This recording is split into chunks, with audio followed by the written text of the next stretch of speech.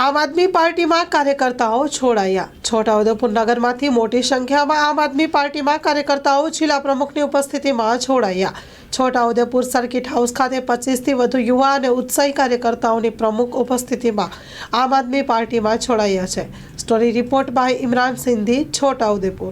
આજ રોજ છોટાઉદેપુર નગર ખાતે આમ આદમી પાર્ટી એક ખુશીનો માહોલ છે।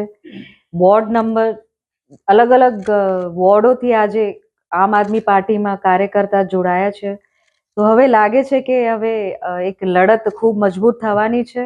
નગરપાલિકા આમ આદમી પાર્ટી અમે કબજે કરવાના છે અને ખૂબ સરસ કાર્યક્રમ આગળ કરવાના છે, જેમાં નગરથી અલગ અલગ વોર્ડથી કાર્યકર્તા આમ આદમી પાર્ટીમાં જોડાવાના છે અને સંગઠન ખૂબ મજબૂત થવાનું છે અને નગરપાલિકાની ચૂંટણીમાં અમે ખૂબ સરસ લડત આપવાના છે।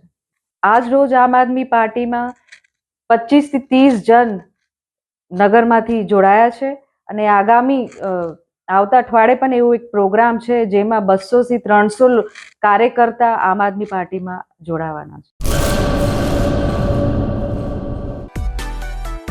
માં motor driving, safe and sure driving.